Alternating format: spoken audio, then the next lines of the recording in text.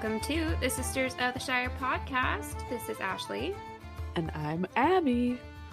And I would like to formally apologize for my congestion. Are you sneezy today? Uh, We need to tie rather something around your nose. It's been a rather blustery week in my town, and we are a very agricultural town. We do a lot of farming. There's a lot of orchards, there's a lot of fields and stuff like that. Oh my gosh, I'm dying. And I just thought that the development that you live in used to be an orchard, from if I remember right. Yeah.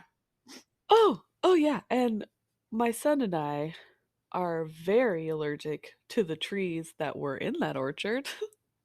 Oh, lovely. Not planned. That was not planned. Acting.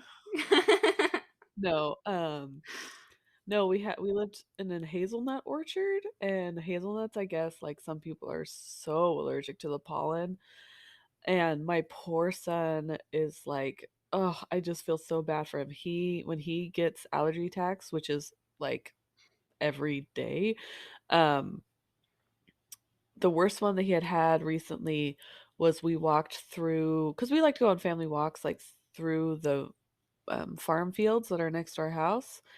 And he kept playing in the alfalfa fields. And we're like, buddy, don't touch those. Like, that's going to really aggravate your allergies. And of course, him being like 6 years old, 7 years old, he's like, I'm fine. And he stops like halfway through our walk, and he turns around because he was ahead of us, and he looked at us, and his eyes were swelling closed. Oh gosh. And we're like, and then he's like, Mom. And I like looked at him, and it looked like he was crying really bad, which of course, like, your eyes kind of like automatically do that when they have we don't like this. Get it out. Get it out. But the whites of his eyeball like were swelling over the colored cornea part of his eye. So it was swelling up over the brown part of his eye, and he was like looking at me, he's like, help me. I'm like, you look terrifying. I was like, trying not to get away, demon. Because it's a gremlin. It's a gremlin. Get away from me. But this like little boy, he's like, help. And I'm like, oh my gosh. And me and my husband, we took care of him, of course, but like later on when he was feeling for dead. Like, every man for himself. Yeah. After we like helped him get better, Colt and I were like, you had physical representation of consequences for your actions. Like, yeah, we told you not to do it, and you did it, and look what happened. Mm-hmm. But anyway, so I apologize for my super cool nasally voice today. The pollen is out to murder me. It is literally looking for blood. It's out for victims. It's not out for blood. It's out for snot. Yeah. Another bodily fluid. The other body fluids. Seriously, my poor son, he wakes up sneezing. That's how he wakes up in the morning. Like, he just cannot handle it, and he just like keeps sneezing. I counted one time when I was making breakfast, and I can hear him upstairs. And my daughter sneezes too, but they, a piece before they came downstairs, sneezed 30. Fox sneezed 37 times, and Luna sneezed 21 times. Oh gosh. And so I've already gone through a pack of Kleenex this morning, just before school drop off. Mm-hmm. So it's the most wonderful time of the year, and it's hard because, like, we're like, "Yeah, we're getting out of rain and we're getting out of the darkness and there's more sunlight and blue skies." And Oregon's like, "You think you can enjoy it? I won't make Yes. you I'll make it so you can't even see it through your tears." That sounds like a Morgothy trick. Yes. It's He would. very annoying. He The would. Well, I things have I put up some. with to live in this beautiful place. Yes, that's very true. So I have some exciting news. What's that? Uh, did did you know that it's the anniversary? It's like the 20th anniversary of the making of Return of the King. Yes. So they're celebrating it at our local theater and they're Uh re-releasing it. huh. But but okay. It's at like 9 p.m. Oh, that's or it's like rude. 9 p.m. is when the only showing is.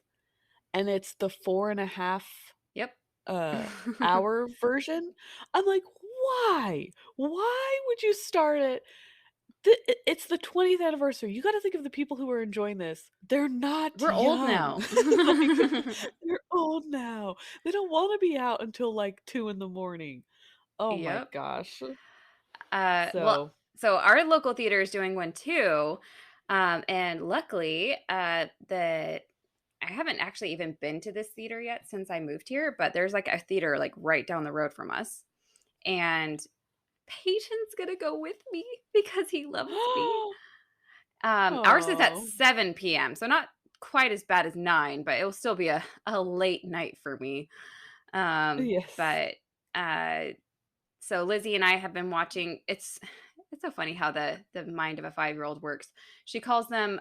Can we watch Lord of the Rings number 4 now? Which means that the Hobbits What? are Lord of the Rings 1, 2, and 3, and then the Fellowship is number 4. So we finished number 4, and now she's on number 5. That's just how her mind. If that's how she has to process it and make it work in her brain, I'm all for it. But that's a system It's I can the work Star with. Wars. It's the Star Wars it's the Star Wars sequencing. Yes. So, uh, but what's funny is she thinks Gollum, she's not afraid of Gollum. I was a little worried about that, but she keeps like randomly going up to me, whispering in my ear, "My precious." And it's actually pretty spot on. You're like, "That's super cool, honey. That's super cool. Could you, not do that anymore? That'd be Yeah. great." Yes. It's a little hard Well, you'll explaining have to to her tell though, me. like explaining to her like, why is Boromir being so mean to him? Like, because the ring Oh, is making him yeah. crazy, but he doesn't have the ring. Well, yeah. You got me there. Proximity, I guess? Yeah. I still remember going to the midnight showing of Return of the He- King. Heck Um, yes. I remember I had to pee so bad, and and I my kept friend thinking it was dressed going to up end. yeah, my friend dressed up my friends dressed up like Merry and Pippin, and I think one of them had, like, a walking stick, and the security Aw. had to take it. Sorry, that is a weapon, sir. Yeah. We wouldn't part an old man from his walking stick. Did they say that? They should have said that. I know. But, I remember that. I remember, uh, going to the midnight showing. Heck yes, back when midnight showings were so cool and so fun. So, in our town, because 'cause we're kind of a smaller town, our midnight showings for when movies premiere and, like, come out the day like, this is technically the day before because it's, like or the day of when it, first comes out. We Mhm. don't do midnight showings, we do 7 p.m. showings. Nice. No, So mine I'm were like, at "Yes." midnight. I think Uh, later, so I think, like, by the time Indiana Jones 4 was the last midnight showing I went to, and what's the it last was not midnight worth showing it. I went to? It was not worth it, my friends. I have I better think the hopes for last number midnight 5. showing I went to was Pirates of the Caribbean? Oh, that would have been a good Or one. it could have been Willy Wonka, which I don't know why I went to that one, I must see it. but it was super cool because it was sponsored by Willy Wonka like candy, and so they were handing out Ooh. candy, like throwing it into the Ooh. crowd. It was awesome. It was Ooh. pretty cool. What are you gonna throw into the crowd But of yeah, I don't know why I was like, the "I need to Return of the see Johnny Depp, Willy Wonka midnight version. I just can't wait." King? I both love it and hate it. I don't know how I can love and hate it, but I love it and I hate it It's 100%. very true to the book, I'll say that. It's Yes, way more that's true to the true. book to the other one. Yeah, that's true. Speaking of true to the book, Speaking of let's true to get the in book, this. Let's let's get into this let's do because this. we are finishing this chapter today, my friends. So strap yourselves in, hold on to your Keep butts. your keep your arms and legs inside the vehicle at all times. Okay, I just have to say, hold on to your butts. Everyone thinks they're referring to your actual butt. No, it's from Jurassic Park, and it's one of Samuel L. Jackson's coolest lines in that whole movie. It's referring to a cigarette butt, okay? Yes. There's people out there who don't Hold know, on to and they your need to butt. know. Yeah, do you remember? Yeah, you know that part. Yes, how Okay, he kept that cigarette in his mouth, that movie is a feat I of its know. own. It is. Yeah. Okay, so recap. So Okay, I'll do it. last we Let's see if I can get okay, let's see if let's you see can if do I it. can get anything. Okay. Okay. So we give you the So, starting point where we started last yes. week. Okay. So Glaurung had just let Turin go, quote unquote, with the warning that his mother, Morwen, and his sister Nienor were in danger and Dorloman. He's like, "Oh no, And they're in danger. You better go save them." but he was lying. Lying. Tricky And what's dragon. sad is weren't they closer to him than he thought? Like, weren't they like Yes. almost next door? Yes. Ugh. Anyway, Yeah. so Anyway, he had to choose between that elf girl and Finduras. his mom and sister, Mhm. and he chose his mom and sister, which I mean, I get it. Yeah. And then he gets there and he finds no one there at his house. Mhm. And then isn't there word of like Turin being around the countryside, and so his mom and sister hear that, right? Like they hear that he's still alive. Mhm. And so they're like, "Oh, we need to go, like save him." I don't know. Are they thinking of like saving him, or So why do they want to go? it's the refugees from Nargothrond that had survived the sacking and had survived the fell winter had made it to Menegroth, where Morwen and Nienor are, and they're like, "Dude, Turin is alive. He was there. I'm not sure if he's still alive. He might be hanging out with the dragon. Like they're just not sure what's happening. So they just want to Oh yeah, they had see." a lot of like it was a game of telephone of like Yes. what they don't really know what's going on. Right. A classic example of gossiping. Correct. But It Morwen wants to never find the is. truth no matter what. So she sets out with a very what's the word? She, Faye. She's got crazy eyes. No, no, the guy that's like doesn't want to go, but he's like made to go, and he's like, So Ugh, she goes out ahead by herself because she's a headstrong female. And then Fingal's like, I better send someone after and make sure she's okay.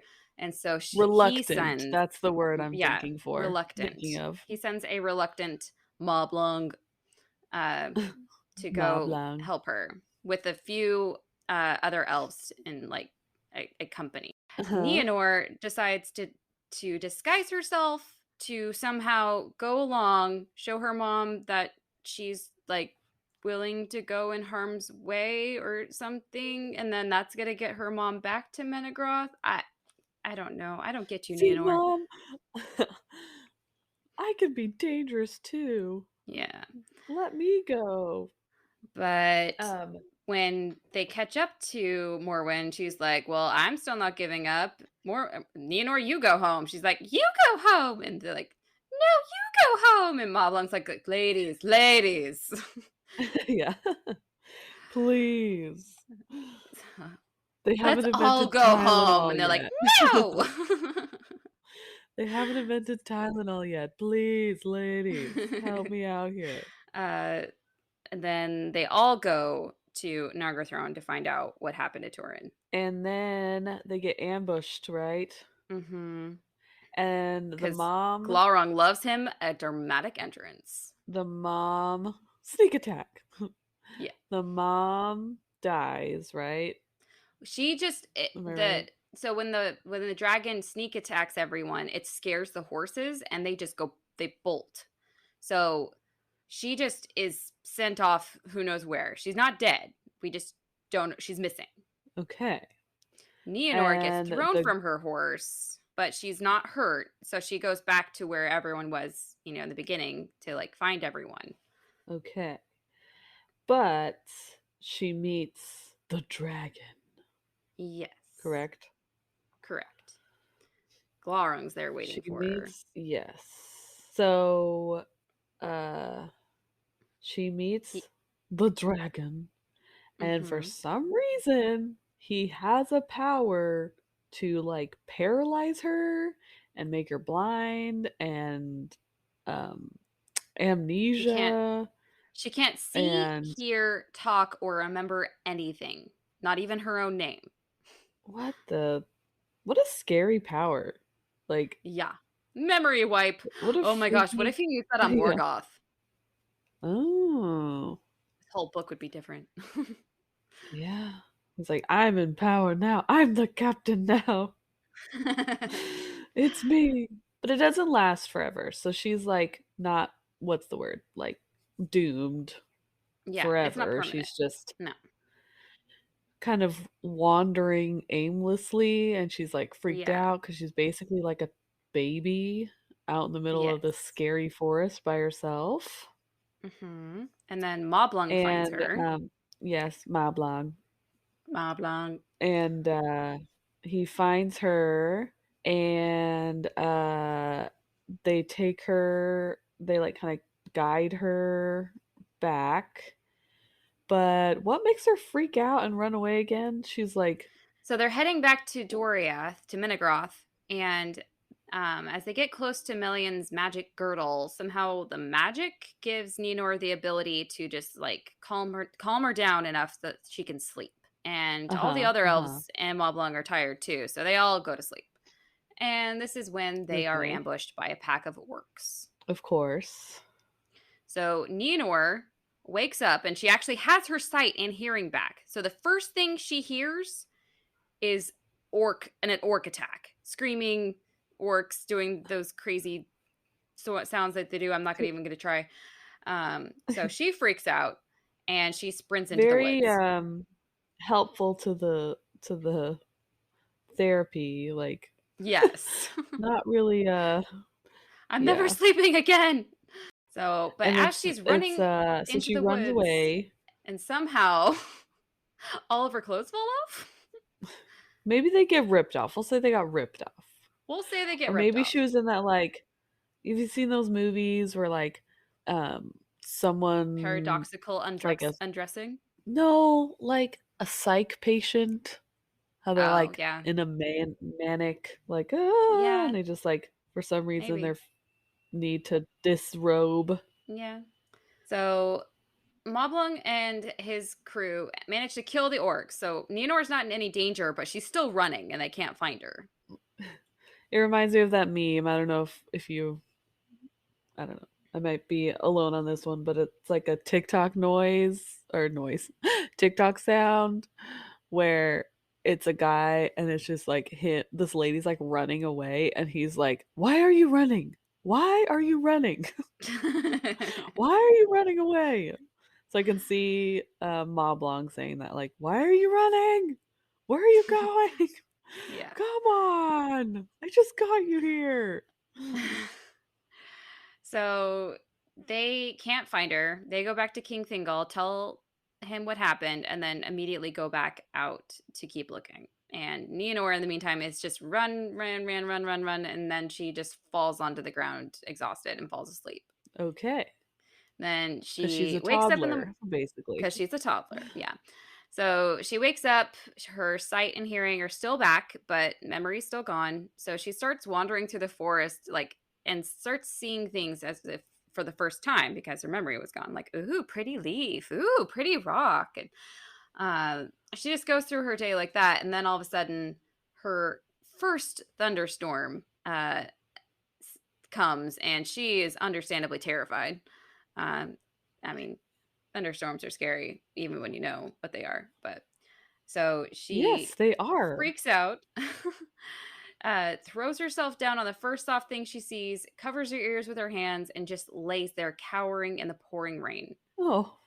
And then that's where you get put me on a cliffhanger last episode where you said, and someone Yes. found her. And I said, was it her brother? And then you said, until next week. And I said, Yep. no. Yup. So we just need to quick recap on Turin though too. So he wasn't in Nargothrond because after he tried finding his mother and sister in Dorloman, saw that no one was there, he actually goes on a bit of a killing rampage of some of the Easterlings there because they made his mother's life hell. And then he runs away Very because he got in Anakin. trouble. Very Anakin. He comes across he tries to go after Findulus's trail, but it's been so long that her trail is just gone. And as he's searching for Findulus, he comes across a group of men from the forest of Brethel that are just surrounded by orcs. Turin basically just makes all the orcs run away by just showing them his black sword. Cool. Like, I didn't want to have to show Can it you be like the this. cool black Can it be like the cool black sword from The Mandalorian? That's what I'm gonna Yes. think of in my head. Okay. Uh, and it is from this group of men that Turin discovers that they had actually seen the prisoners of Nargothrond and were actually attempting to save them. But the orcs killed the prisoners immediately and had even pinned Findulus to a tree with a spear. And her last words were of the Mormagil, aka Turin. And Oh. they buried her in a mound they called the Mound of the Elf Maid. Turin asks to be taken to it, and he just immediately fell down into a darkness of grief that was near death. And that's when the men start figuring out that Turin is Turin, the Mormagil, the Black Sword. And they just take him to their home, and he kind of just starts a new life there among the men of the Forest of Brethel. And Other the outlaws. Yes. And they're being led by a man named Brandir. And he isn't exactly the warrior type. He was disabled as a child, so his strategy is more stealth, secrecy, rather than warfare. But when Turin Uh-huh. is brought to camp, Brandir's like, "Oh, I heard this guy's a bit of a, it's a bit sword crazy. I'm a little concerned, but I guess we have to take him anyway." So he helps heal Turin of any wounds he has and any emotional wounds as well. And that's when Turin We have a decides to good live therapist in the there. camp. They have a good therapist. Turin decides to live there and rebrands himself as Turambar, or Master of Doom, or Master of Fate. And that's when he's just living there, helping protect this forest of Brethel because he loves killing orcs. But he's smart. He uses a bow and spear. He doesn't use his black sword. And that's kind of where we left Turin. Inconspicuous. Yeah. So that's where we left Turin. And his sister's crying in a forest right now. Mm-hmm. Okay, I'm ready. Okay. So, like I said in the beginning, this is our last Turin episode. It's a very long chapter, and it is all leading down to this episode. I will be quoting a lot of the book Okay. in this episode, mainly because it is just so epic and awesome. But also, I'm not sure if you guys have realized, but I kind of like to pay homage to our hero Tolkien every now and then. You know, his words can't always be summarized. Some of his words need and most of all deserve to be spoken word for word. It's true. It's true. He So, worked hard on them. he did. And I feel like it's my job to tell them to you in a way that you understand.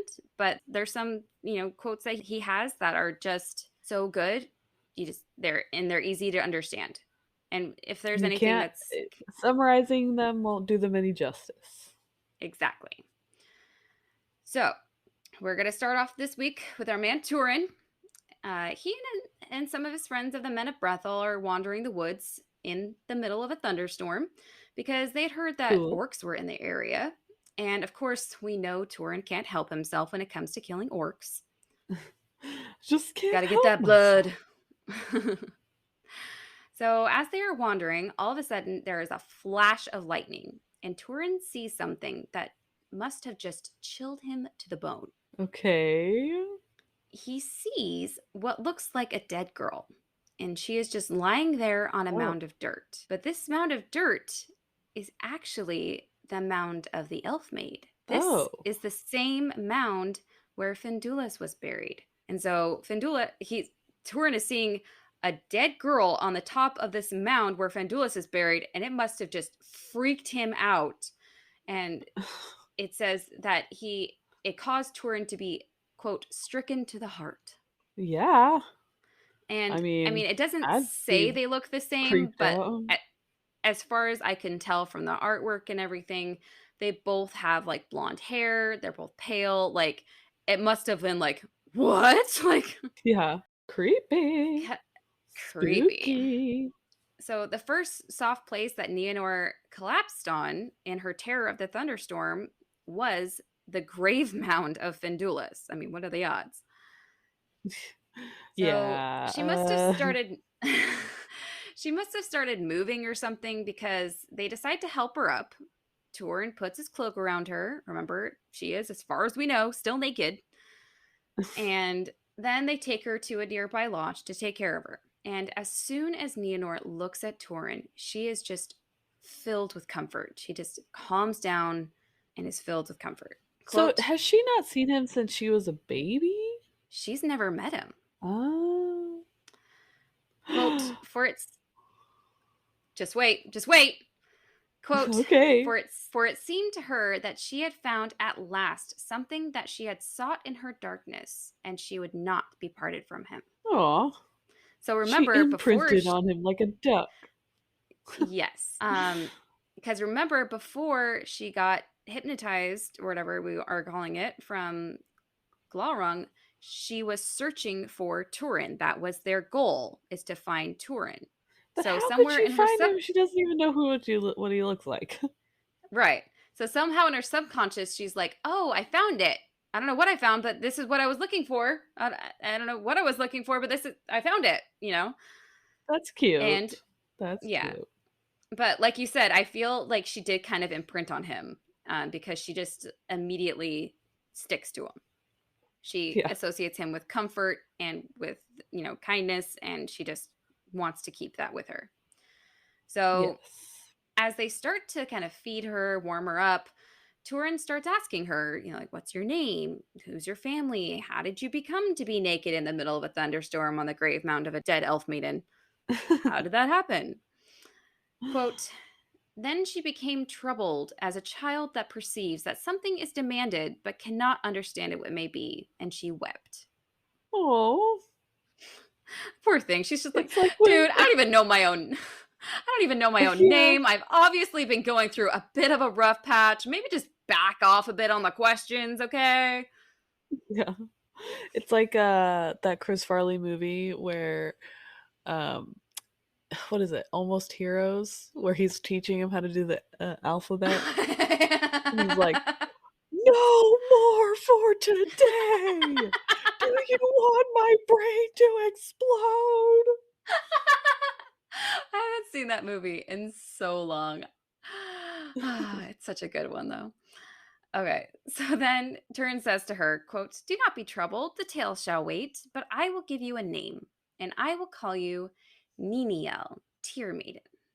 Oh man, Turn needs some lessons on giving cooler names. Like he's got some real Debbie Downers. Yeah. But I do find this funny. He's like, "Oh, you don't remember your name? That's fine because I am amazing at coming up with names. You have come to the master. Okay, so you're a I know. girl, so we're obviously going to call you the maiden, and you seem to be crying a lot. So let's go with cry girl. No, girl cry. No, tear maiden. Yes, that is it.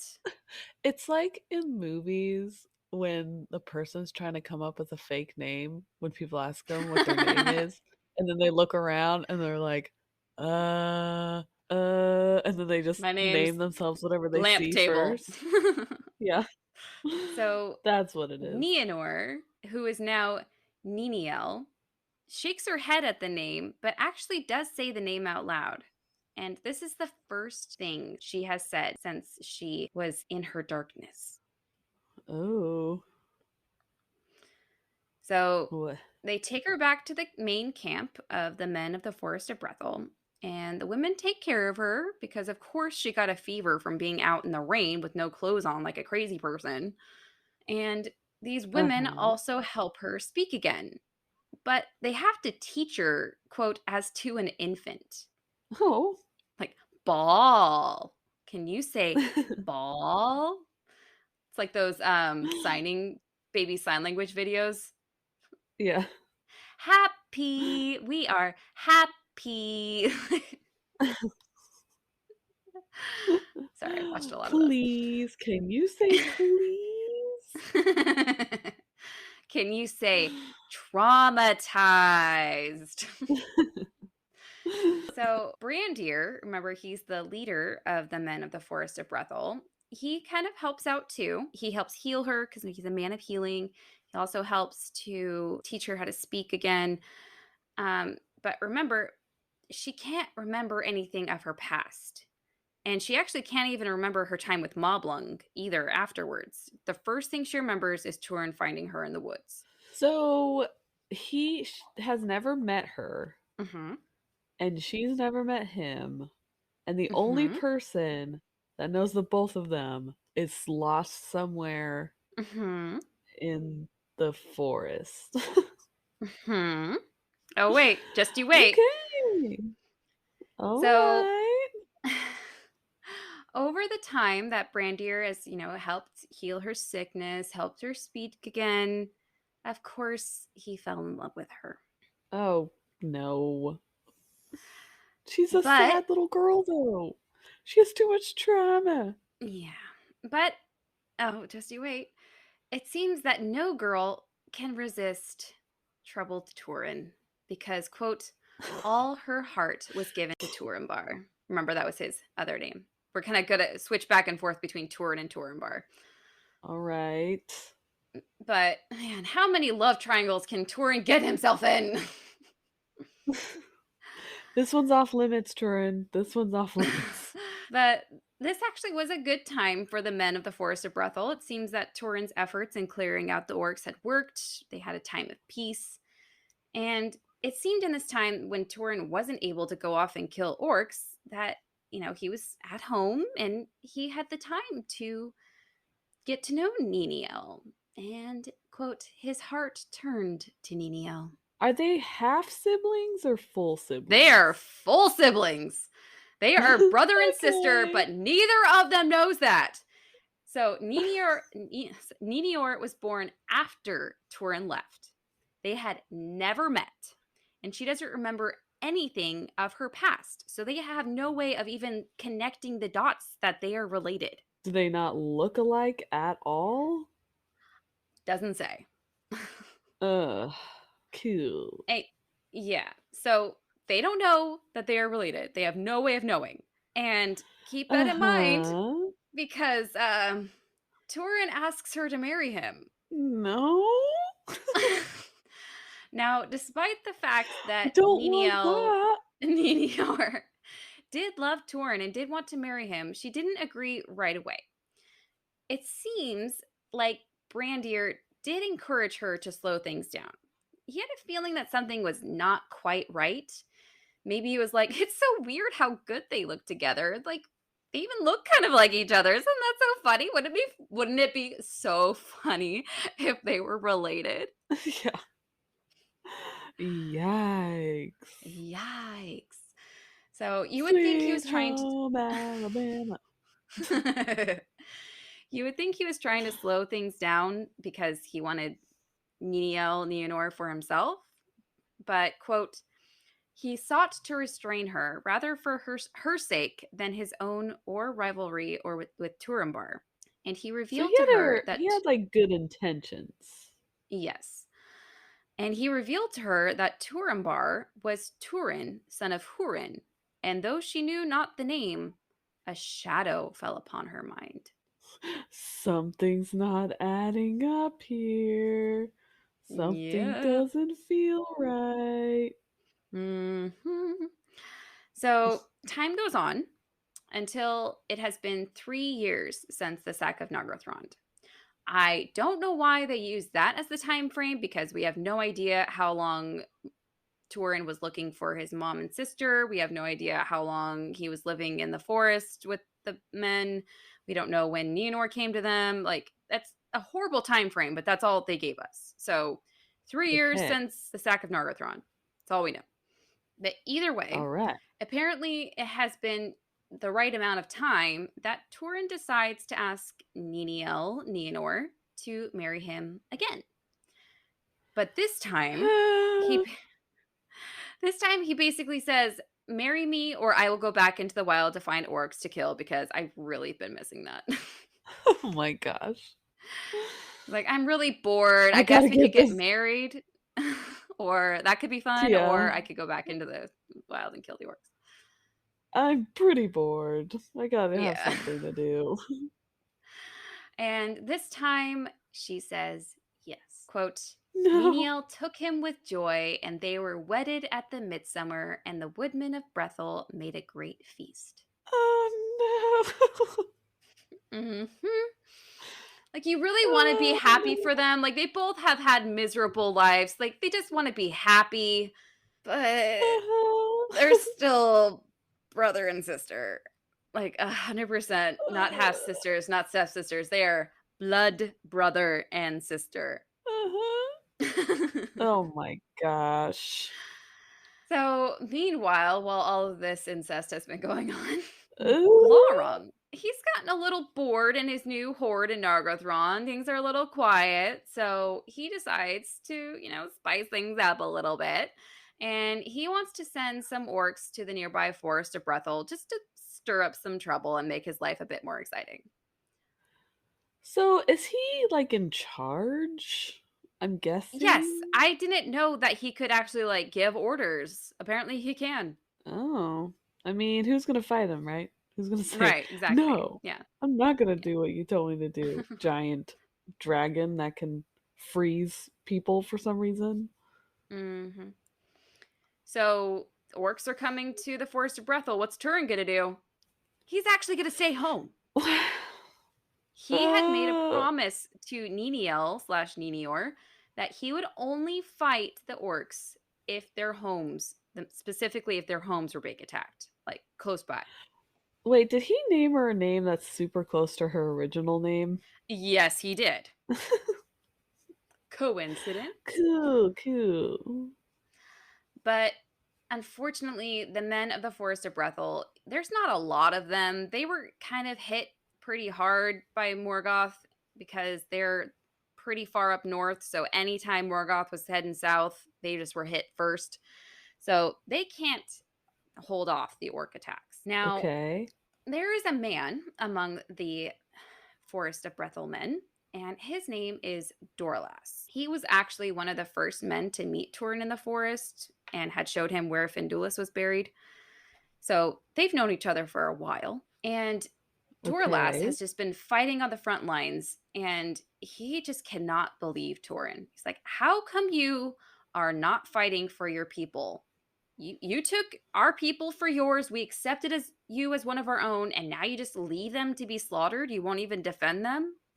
Yikes.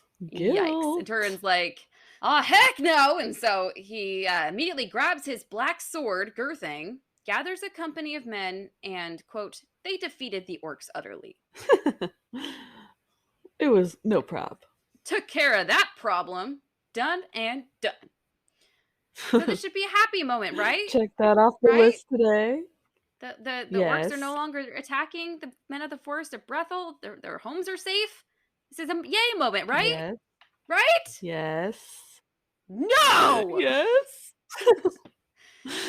Because Turin, Okay. in his stupidity, took the black sword with him. The infamous Okay. black sword!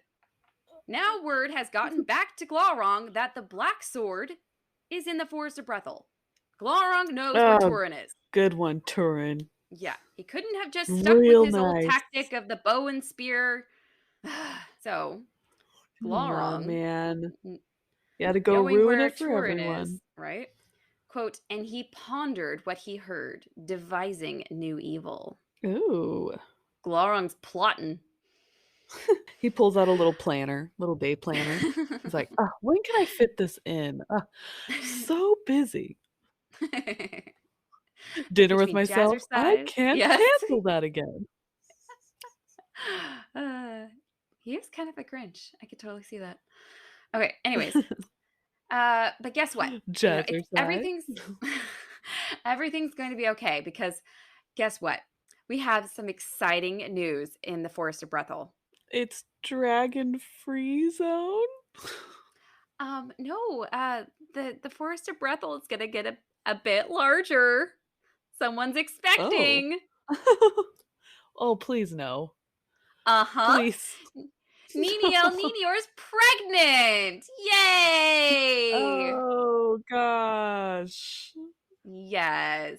Oh And no. you would think that the news would have made her happy, but she just becomes depressed and sad. Wonder why. She's like, I have a feeling this was not what I was supposed to do. Ugh. Oh well. So, along with Can't the remember. pregnancy and along with the pregnancy announcements, the Forest of Brethel gets some other news too. Glaurung has emerged from his horde of Nargothrond. Oh, hooray. Hooray! And so Turin takes the lead, orders scouts to the surrounding area to keep an eye on things. At this point, Turin is in Okay. complete charge of the Forest of Brethel, and no one is paying attention to Brandir anymore. Sad. Sad. Who's this new kid coming in? Mm-hmm. I Quote, would be grumpy if I was the other guy.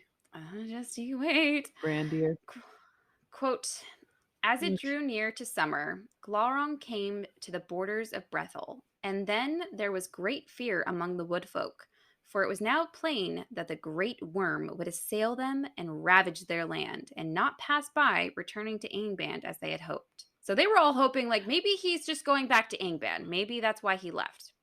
But no, he is Yeah. coming to Brethel, and he is out to look for Turin.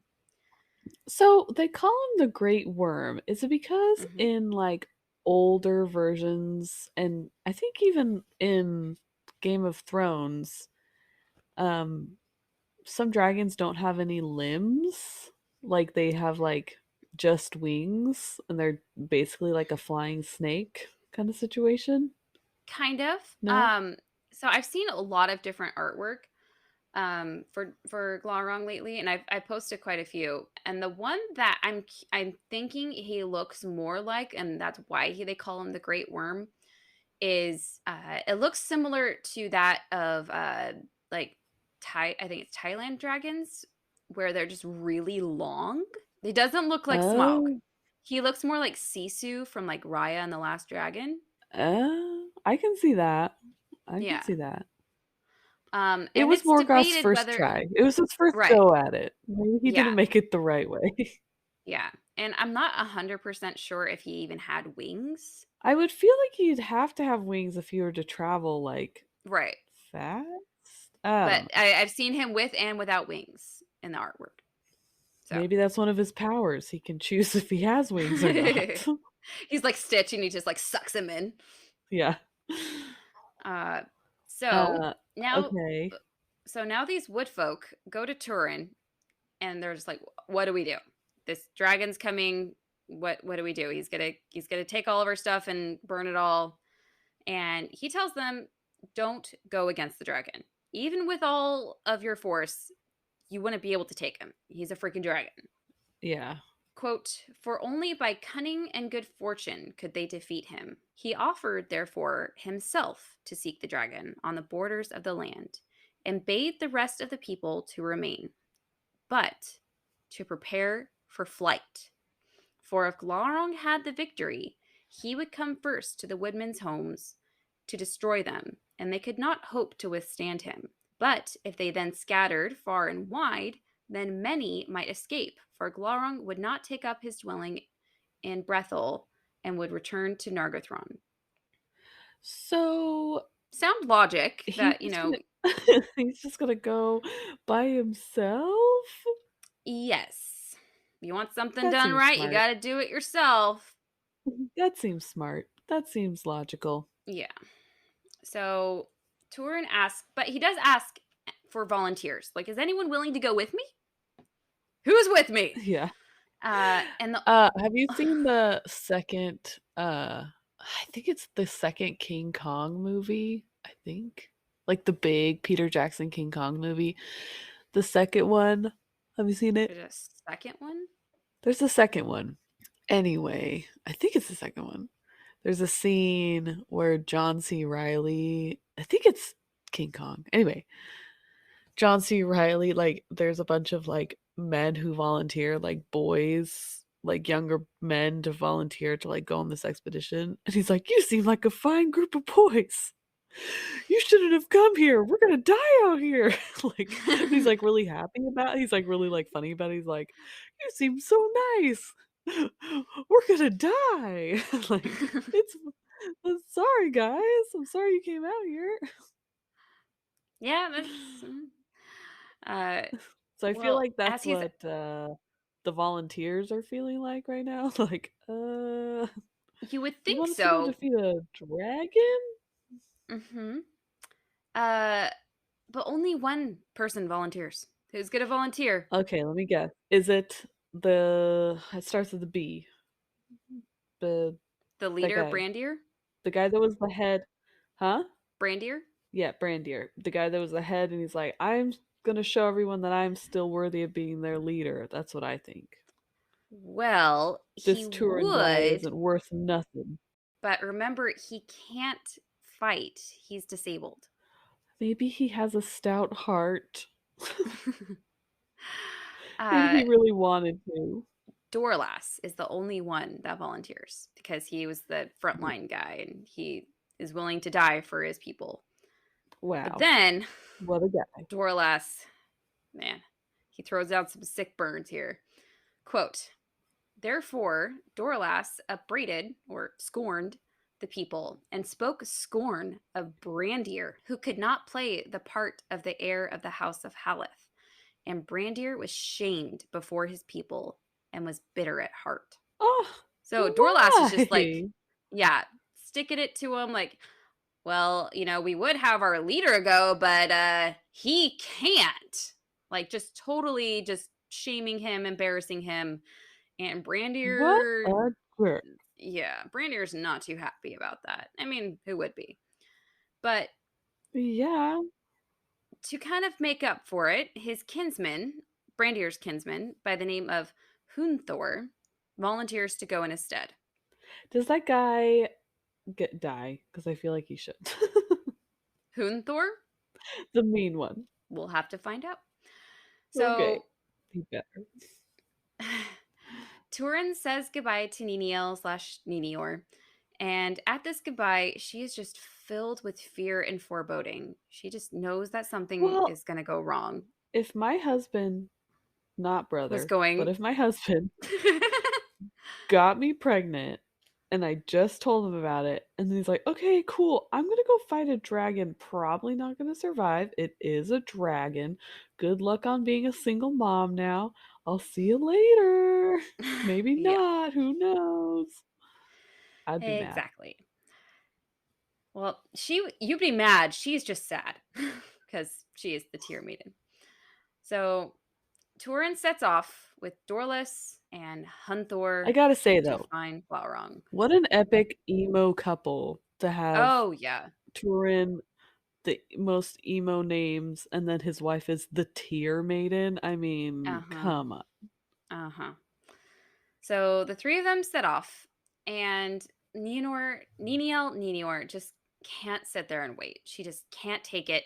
She gathers a great company of the men of Brethel, and they go after Turin. Okay. Brandir is not a fan of this plan. He tries to talk them out of it, especially Nienor, because of course he wants her to be safe because he likes her, but no one listens to him. Sad. This poor guy was doing okay. And then Turin just walks in and he's like, "You suck. Everyone's under my control now. Everyone loves me. I'm the golden golden child." He's like, "What?" Mm-hmm. And then now everybody's making fun of him and no one's listening to him. Mm-hmm. Ugh. And you're right, Brandir has had it. No one is listening to him. He isn't even leading anymore because Turin took over. So, quote, therefore, he renounced his lordship and all love for the people that had scorned him. And having not left but his love for Niniel, he got himself a sword and went after her. But being lame, he fell far behind. Oh no. That makes it Mm-hmm. even more sad. Mm-hmm. Oh my So gosh. by sundown, Turin and his two companions have found Glaurung. He's lying by a riverbank, and he's lying in such a way that part of his body is kind of over a deep and narrow gorge. Okay. Does not sound comfortable, but fine. So, this gap, just for visualization purposes, it says it's just about big enough, wide enough that a deer could leap over it. Okay. And this is when Turin gets an idea. Okay, here's the All battle plan, right. guys. We are going to cross the river, then we're going to sneak down to the gorge at dusk. Then we're going to climb down the ravine at night, climb up the other side to position ourselves right underneath Glaurung. Okay. And then we're going to get him. And then we're gonna poke his belly. We're going to boop him. Yeah. Boop. Yeah. We're But gonna blow raspberries on his tummy. But the minute they come up to the river to enact this plan, it's dark, the river's loud. Quote, the heart of Dorlas failed, and he dared not attempt the perilous crossing, but drew back and lurked in the woods, burdened with shame. You chickened out? He chickened out. But maybe he didn't know Ugh. how to swim. Maybe the river was really fast and had lots of, like sharp rocks. I don't know. But now it is on Turin and Hunthor. Okay, that guy put up such a big, like, Uh-huh. I, blah, blah, blah, Uh-huh. like, such big Yep. talk to not even do Mm-hmm. anything. Mm-hmm. Now I Yep. really hope he dies. Quote, Turambar and Hunthor nonetheless crossed over in safety, for the loud roaring of the water drowned all other sounds, and Glaurung slept.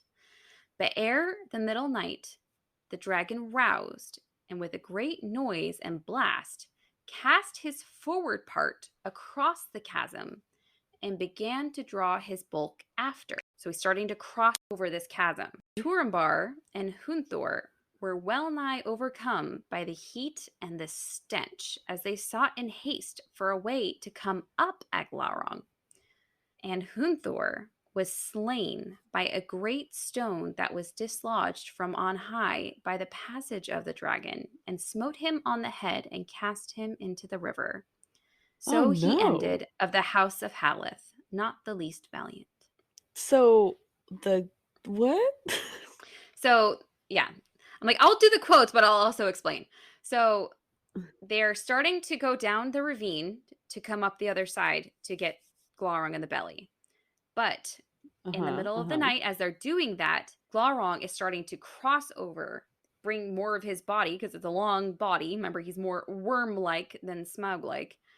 So he's starting to move across the chasm, but the Uh-huh. movement caused some rocks to fall, and one falls on Okay. Hunthor's head. He gets knocked off into the river and dies. Sad. Sad.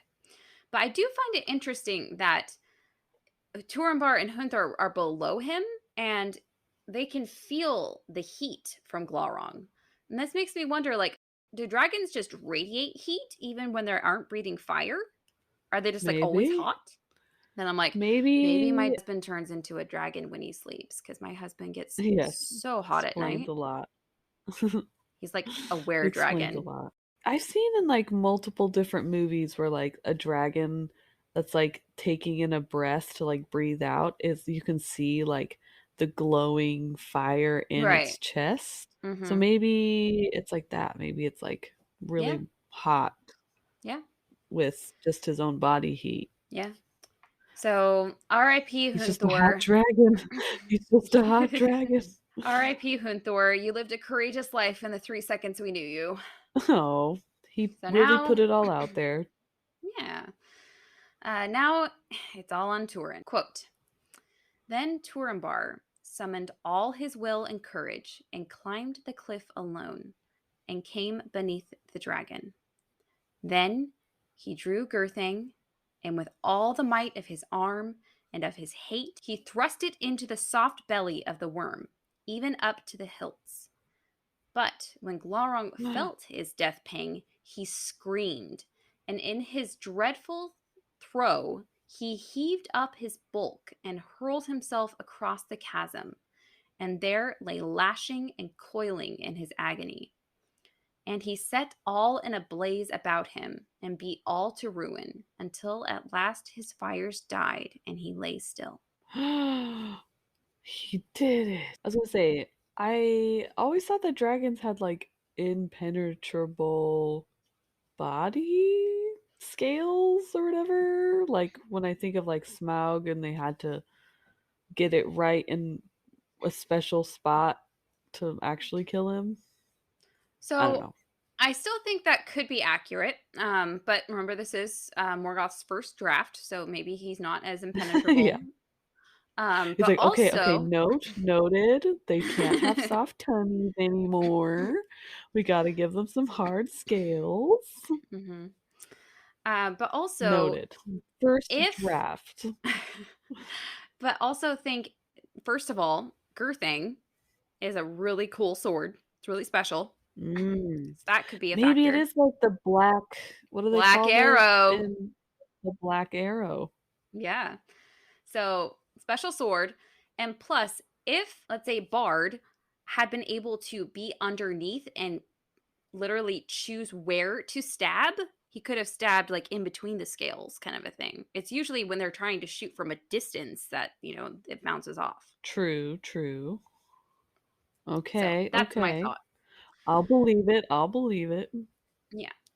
Quote, now Girthing had been wrested from Turmbar's hand in the throw of Glaurung, and it clave, or stuck, to the belly of the dragon.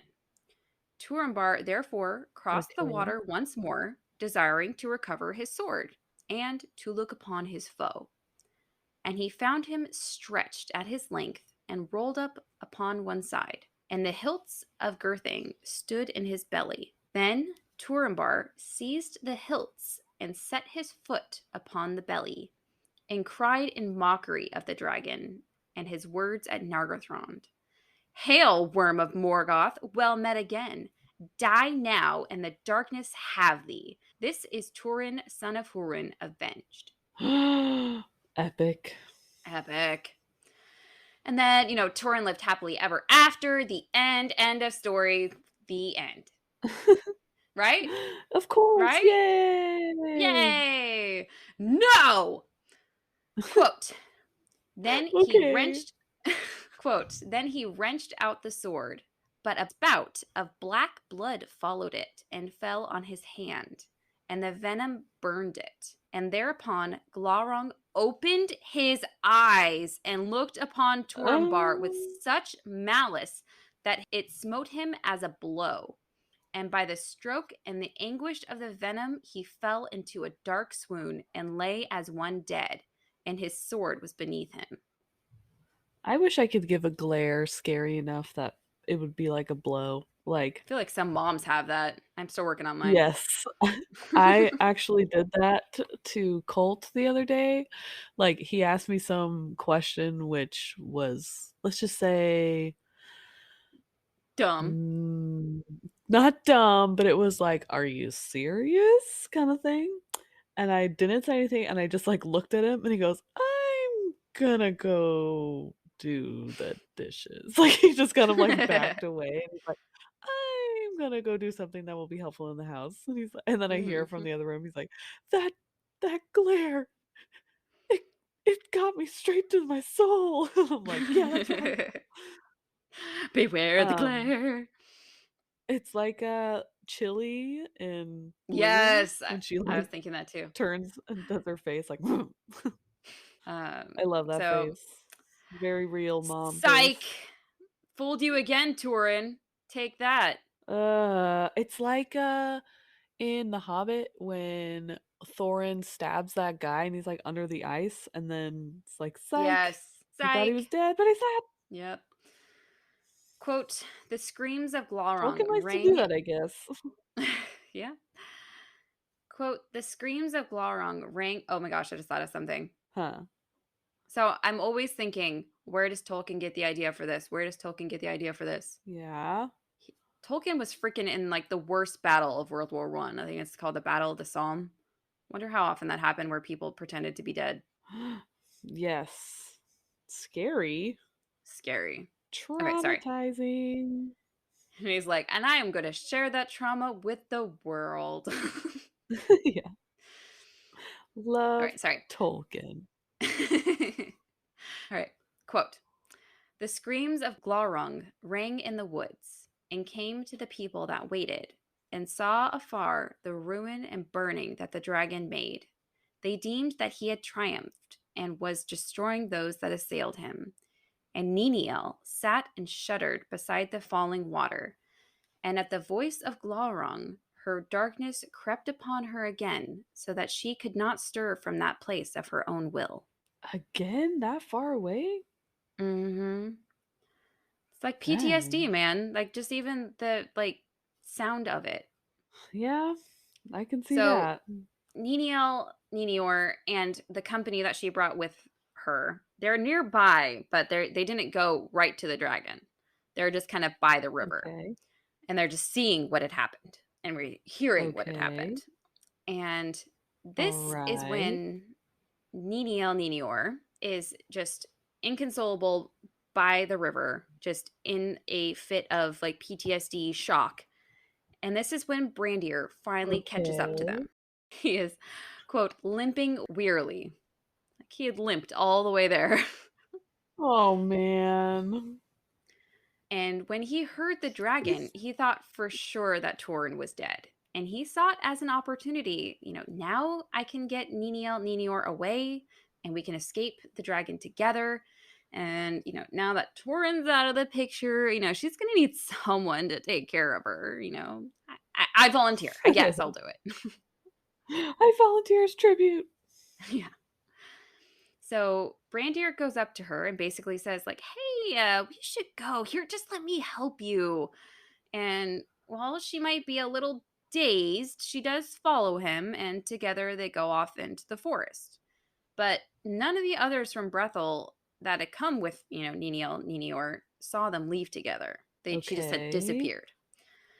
And as they're walking along, Nienor kind of comes out of her daze a little bit, and she's like, hey, Brander, where are we going?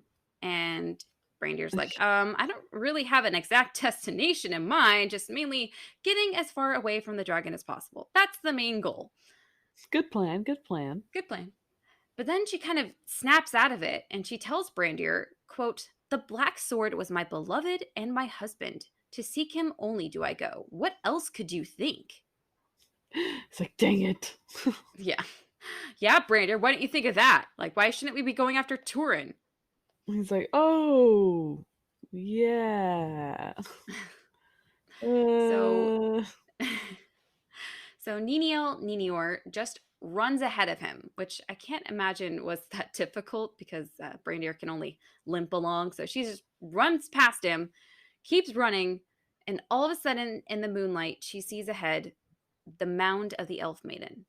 Like, they can't stop running into this place. It must be just like everywhere. Yeah.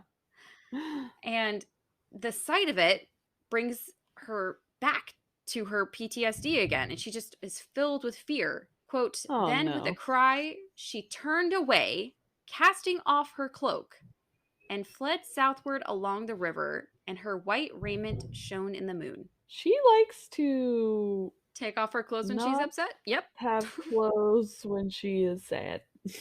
Yes. Quote, Can't say thus, I'm kind of the I opposite. I'm like hood, socks, like cover me blanket, up. Yeah. So, pillows. yep. Quote, thus Brandir saw her from the hillside and turned to cross her path, but he was still behind her when she came to the ruin of Glaurung. There she saw the dragon lying, but she heeded him not, for a man lay beside him. And she ran to Turambar and called his name in vain. Then, finding that his hand was burned, she washed it with tears and bound it about with a strip of her raiment. And she kissed him and cried on him again to awake. She is the tear maiden. Mm-hmm. But like, okay, Tolkien, this is the second time you've done this. We don't cry, or we don't expel that much liquid when we cry. Like, I feel like he thinks Yeah. it's like rivers. Like, he used it with Nienna to water the tree in the beginning. Uh-huh. One of the, and now it's enough to wash a wound. Like, Yeah. Is it snot included or yeah, it's not included. I feel like that is a valid question. How much volume are we talking here? Like, I'm gonna have to like collect my tears in a bottle or something just to and like measure them next time I have a good cry and see how much I get. Yeah. If snot was included, I think we could do like something, maybe like a paper cut or Yeah, I could do that. yeah, I think that's doable. Quote, Glaurung stirred for the last time ere he died, and he spoke with his last breath, saying, Hail, Nienor, daughter of Hurin, we meet again ere the end. I give thee joy that thou hast found thy brother at last, and now thou shalt know him, a stabber in the dark, treacherous to foes, faithless to friends, and a curse unto his kin. Turin, son of Hurin. But the worst of all his deeds thou shalt feel in thyself. Huh? Dang. Like, way to just like rub it in her face. Like, you married your brother, you married your brother. And by the way, he was like an awful person. And here's a list of all the things he did. And the worst thing he did, you should feel in thyself, like their own baby. What a sick and twisted thing to say to someone. Oh no. That family should get a discount. Buy one, get one half off therapy session. Uh huh. So after that sick burn, his last sassiness gone, quote, then Glaurung died, and the veil of his malice was taken from her, and she remembered all the days of her life. Looking down upon Turin, she cried, Farewell, O twice beloved, master of doom, by doom mastered. Oh, happy to be dead. He died? Well, Turin or Glaurung? Turin. Glaurung died. Glaurung died. Glaurung died? Turin Yes. is maybe dead. But What is wow, it what from a Princess Bride? He's mostly he's mostly dead. but like wow, what that must have been like to watch your past life like a movie that must have been in like fast forward like like all the like scenes in her head. But Uh-huh. I don't know why the term twice beloved is so weird to me. Like first loved as a brother and then loved as a husband. Like ugh, Yeah. just cringy, cringy. But I do love this line. Master of Doom by Doom Mastered. Like that just sums up Turin's life. Yes. You kind of brought this upon yourself. Yeah. And then the last part, like, "You must be happy now that you are dead, like, at least the pain's over." Yeah, that's so good. That's why I thought you said Turin died, because that's what it sounded like Well, when you said that line. she's like he's laying there, she's crying on him, she's shaking him, I'm sure, and he's not waking up. Like, he is dead to her. He looks dead. Fishy, why are you sleeping? uh, so, quote, "Then Brandir, who had heard all, standing stricken upon the edge of ruin, hastened towards her. But she ran from him distraught with horror and anguish, and coming to the brink of the river, she cast herself over and was lost in the wild water." What the heck? She was pregnant. No. Uh-huh. Oh, that depresses me. But in all Ugh. fairness, to be the very logical person here, because that's how I You am. get through hard times. Yes, I don't think any amount of therapy could have helped that poor girl. And this sounds mean, but like she said about Turin, maybe she would just be happier if she was dead. I don't know. That sounds mean, but that's what I'm saying. Oh no, but she took an innocent baby with her. Was it innocent? I feel like it saw things it shouldn't have seen. No. And that poor guy who's trying to limp over to her probably feels Yeah. guilty. But I can't imagine his face as he's listening to that whole conversation, though. He's like, "Wait, brother?"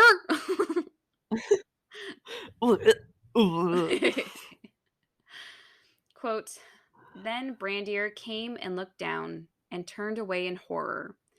And though he no longer desired life, he could not seek death in that roaring water. And thereafter no man looked again upon that part of the river, nor would any beast or bird come there, nor any tree grow. And it was named the Leap of Dreadful Doom." Dang. Of course it was. Of course it is. So Brandir slowly makes his way back to where the people of Brethel were gathered. But as he's making his way there, he comes across poor Dorlas, who was still hiding in shame from chickening out at the river. Sorry. No? Nope. 3 for 3? Okay. Nope. No, I'm good. Okay. I've only sneezed 4 times this episode, so You are doing very well. So he comes across Dorlas, and what does Brandir do? Just uh what you wanted him to do. He kills him. good. He's This is like, the first and "You last time that Brandir sniffing." has killed someone. Do you think that guy's like, "Hey, it's good to see you." Crazy thing about the dragon, am I right? Oh, what are you doing? What are you doing? No. Yeah. But, I mean, it seems a bit extreme to me to kill someone just for saying bad things about you. I mean, if it gets to you that much, you're not a very good leader. Like, in He all was in an honesty. emotional state. Yeah, but to He was kill in an someone for emotional that? state. His lady just jumped off a cliff. Like, he's a Yeah, little fine. touchy. Okay? A little touchy. So then Brandir, after he kills Dorlas, makes it back to the people of Brethel, and they immediately want to know where Nienor is. Like, where is she? Why we haven't seen her? She's gone. Because remember, she kind of just wandered off in a traumatic haze, and no one but Brandir knew where she went. So Brandir tells Okay. them, quote, "Niniel is gone forever. The dragon is dead, and Turambar is dead, and those tidings are good." Oh gosh. What? Like, how is that Yikes. good news? And the people of Brethel are confused too, and they start talking among themselves, like, what is he talking about? Is he okay? He sounds crazy, right? Like, has If he he always started, been this like, morbid? maniacally laughing, like Oh a my gosh, like that would be perfect. yeah, like, Maniacal laugh. Then Brandir tries to like backpedal and explain himself. And he says, quote, "Hear me to the end." He's like, "Hear me out, guys, hear me out." Quote, "Niniel the beloved is also dead. She cast herself into the river, desiring life no more, for she learned that she was none other than Nienor, daughter of Hurin of Dorlomen, ere her forgetfulness came upon her, and that Turambar was her brother, Turin son of Hurin." Yikes. So, like, she might be dead, but she actually killed herself because she found out she married her brother. Like, ew, weird thing to just forget. But now they're both dead, so like, gross problem solved. Like, and I find it funny that like her forgetfulness, like she just forgot. Like, isn't that so weird? Silly girl. Yeah. But just as he is finishing this poor excuse of an explanation, the people of Brethel are all crying. Someone starts walking up behind Brandier. Turin, who did not Oh my. die. Who was not dead. Apparently, when the dragon died, the spell that was on Turin too was gone. But either from the previous spell, the venom, or just pure exhaustion from killing a dragon, he promptly fell into a deep sleep. He only woke up because the night was so cold and because he was literally laying on his sword, which was probably uncomfortable. Yeah. And then he looks What at his is hand and this? he's like, "Who cleaned this? It's nicely done. It seems to be like tear cleaned. Huh, that's weird." Anyway. Anyway, and then, not seeing or hearing anyone around, he went to look for help. At seeing him, the people of Brethel are freaking out. They're like, "Turin's a ghost or something. What is that?" Yeah. Like, because I imagine he looks awful. He's probably dirty or pale or, just looks Uh-huh. terrifying. And plus, I imagine not many people face a dragon and live to tell the tale. So, they're like, "No, you can't be alive. It's impossible. You're a ghost now. You're a ghost now." But Turin tries to reassure them, like, "You guys should be happy. The dragon is dead and I'm alive." But wait a minute. What are you guys even doing here? I thought I told you guys to stay behind. But I guess since you're here, I bet my wife Nienor is here too. That silly girl. I wouldn't mind seeing her. Where is she? Anyone? All Any the side eye. Like all the Yeah. like, Oh, and then the drama continues. Quote, "Then Brandier told him that it was so, and Niniel was dead. But the wife of Dorlas cried out, 'Nay, Lord, he is crazed, for he came out here saying that you were dead, and he called it good tidings, but you live.'" Yeah, I don't think she's gonna also have an epic comeback. So I can just imagine Torin be like, "He said, what now?" Like, Yeah. quote, "Then Quit Turambar was telling people I'm dead. I'm right here. Sometimes I still hear his voice. That movie is so underrated. Uh, quote, "Then Turambar was wrathful and believed that all Brandir said or did was done in malice towards himself and Niniel, begrudging their love. And he spoke evilly to Brandir, calling him Clubfoot. Then Brandir reported all Jeez. that he had heard and named Nienor, daughter of Hurin, and he cried out upon Turambar with the last words of Glaurung, that he was a curse unto his kin and to all that harbored him." Yikes. Ouch. Quote, "Then Turambar fell into a fury, for in those words he heard the feet of his doom overtaking him, and he charged Brandir with leading Niniel to her death and publishing with delight the lies of Glaurung, if indeed he devised them not himself."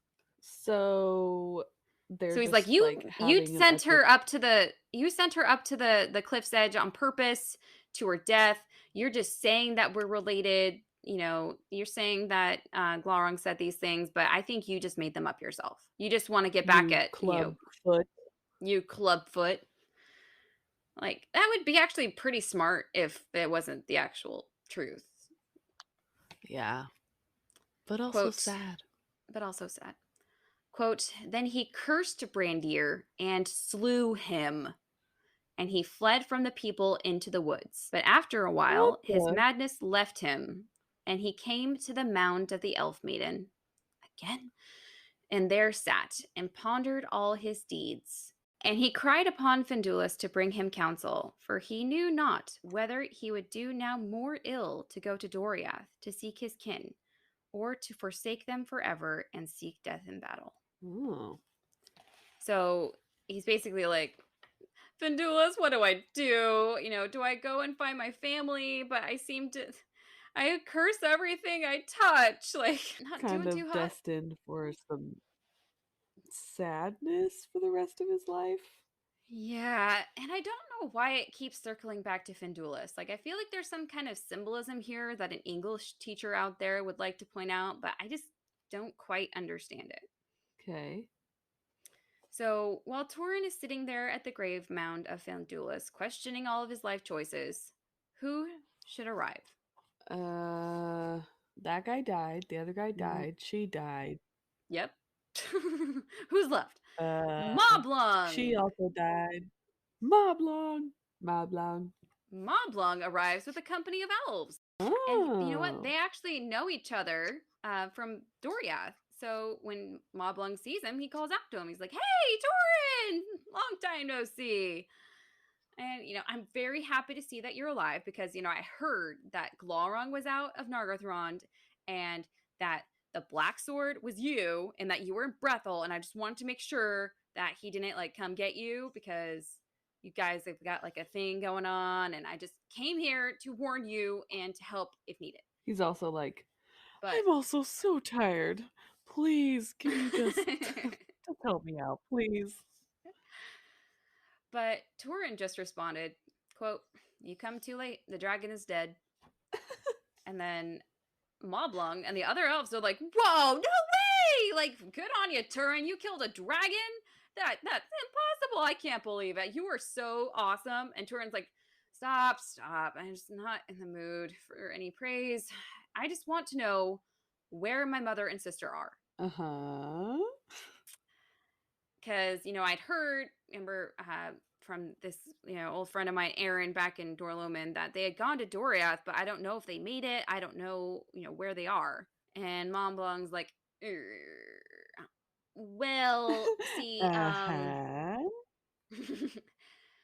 when we heard that you were alive in Margothrond, your mother went looking after for you, and then your sister just kind of tagged along.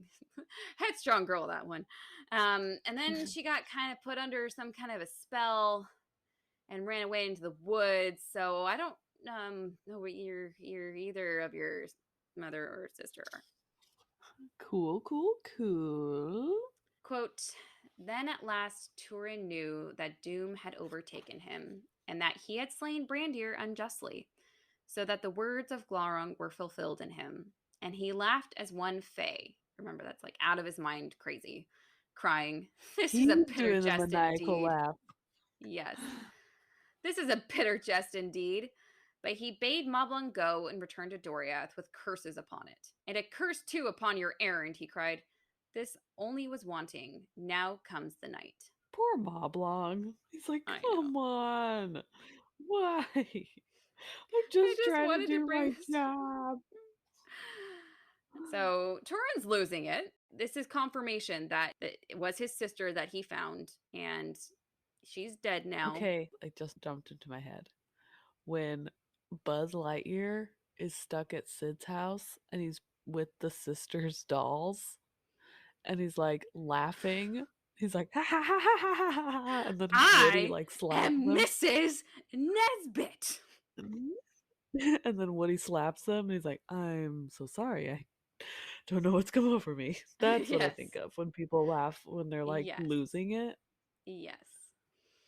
All right. So Turin's losing it. He sends Moblung off and he's like, "Go back to Doriath, curse everything. Everything's stupid.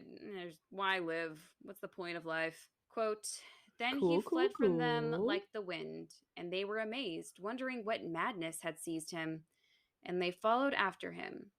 But Turin far outran them, and he came to the river. There he drew forth his sword, that now alone remained to him of all of his possessions, and he said, 'Hail, Girthing!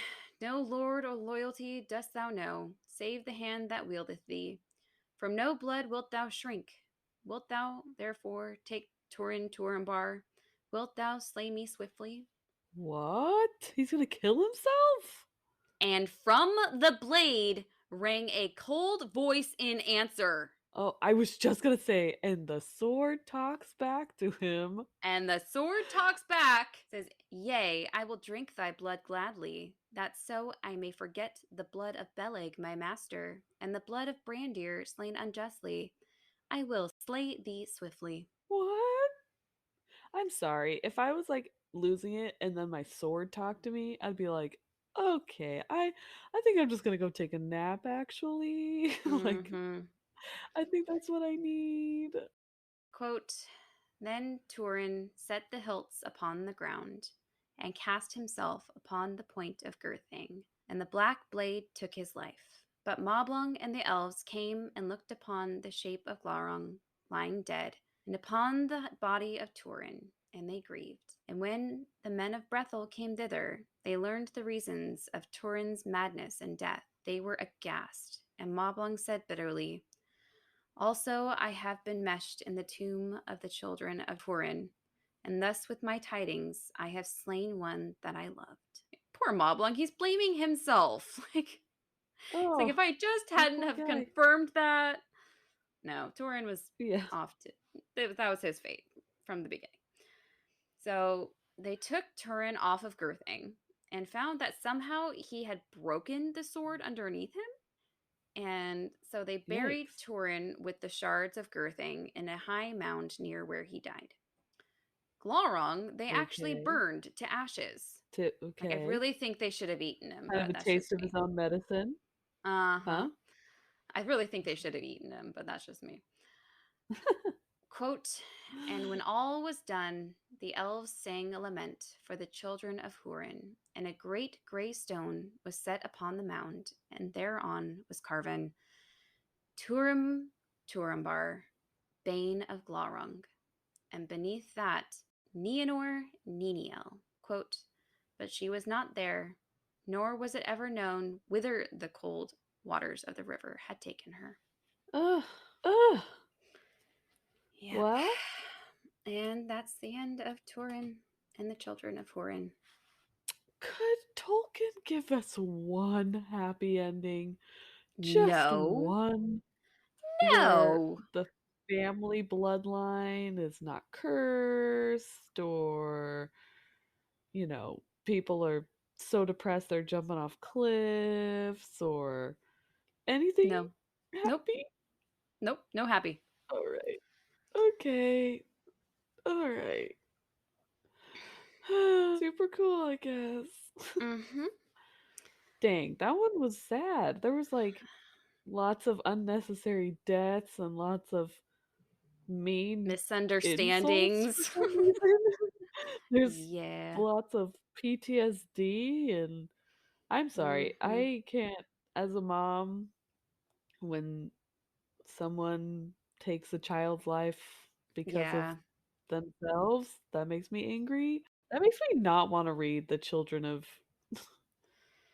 is it the Yeah. children of Hurin? Hurin. Yeah. Like, It's often referred to as a similar story to the Game of Thrones, but more sad oh, because of the perfect. incest. Perfect. It's just what I'm looking Mm-hmm. for to lighten up my day. Yep. Ah. So, okay, Well, on silly that note, question. oh, Yeah. Does that mean we're gonna get back into like the main plot of like where the Silmarils are and stuff. um yes. Yes. Okay. Because I want to see how this like technically ties in. I know that the dragon and like Morgoth were like grumpy about Turin because I know there was some prophecy about them kind of ruining Morgoth's plans or whatever. But Mm-hmm. yeah, I don't know. It, I it just goes feel like back it was into a the very story next sad week. detour. Mm-hmm.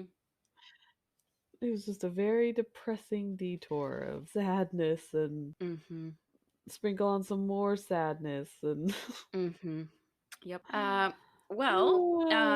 Follow us on Instagram at Sisters of the yeah. Shire Podcast. Become a patron and go to our Patreon at patreon.com/Sisters of the Shire Podcast. Please rate us on whatever platform you listen to your podcasts on. Please, please, please. We will love you Please. forever. The rating and reviewing helps us out a lot because it kind of like boosts our podcast, so like people can see Can it find more it if they're like easier. searching and like stuff like that. If you've ever wondered why we want you to do that, is because it kind of helps promote us No, to it's because have I a need farther reach. validation. I need to know that I'm good. I need to be told that I'm doing a good job. That's really what it Tell me I'm pretty. is. I Um really want that shirt. Feed me and tell me I'm pretty. That's really really my life goal. So yeah, well, but no, thank it you for it really teaching is. me today. You're welcome. We did get a new country. It's so Okay, I random. gotta guess the continent. Yeah. I'm gonna say Asia. Um, kind of. I don't know what this Uh, classifies as. uh now I don't Let's know say because it's it's something middle. like an island? No. So it's in the Middle Middle? East, Then that would be Asia, Asia, right? Africa. It's one of those like, yeah, in between thingies. Is it okay? Is it Saudi Arabia? No. I think we already have that one. Is it Qu- Qatar? No, but that'd be awesome. Is it uh It's the main one that's Dubai? important for a lot of religions India?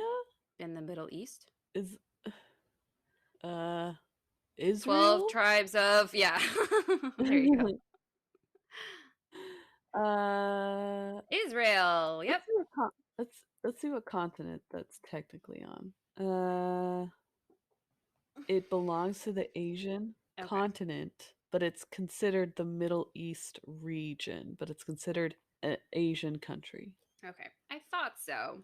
But I remember from like my history class growing up, like technically Egypt counts as the Middle East, and Egypt is in Africa. So I'm always like, Asia, Africa.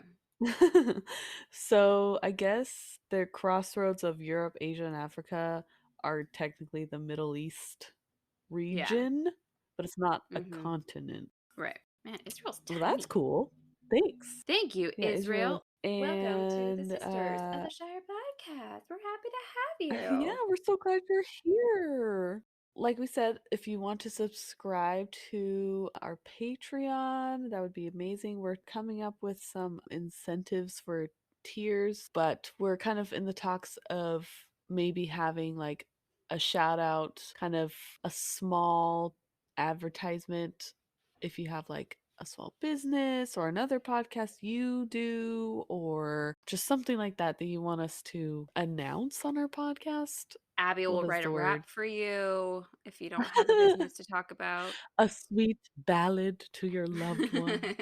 So yeah, if you want to do that with your Patreon subscription, we can maybe work something out. Follow us on Instagram. We love when people talk to us on Instagram. Yes. We'll even share you on our stories if you like tag us in something or Yes. all that fun stuff. This is a longer episode today. Hopefully, it'll make up for the kind of shorter episode we had last time. You just And get to I'm hear our sorry. voices for Yeah, I forgot a to longer time. apologize. So I had my daughter Lizzie in the room with me, and I was like so impressed that she was being so quiet. But the minute I started editing, I heard every freaking pencil that she dropped, every crayon that she got out. I am sorry if you could hear that. I couldn't edit all of it out.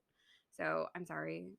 But I she's did my best. adorable. So it's her tiny little baby hands that kept dropping stuff. Just think about that if you get grumpy about hearing it. Just think of cute little hands that just can't hold And on be to a pencil or a crayon very well. and be impressed that a 5-year-old stayed quiet for that long too. That is very impressive. Yeah.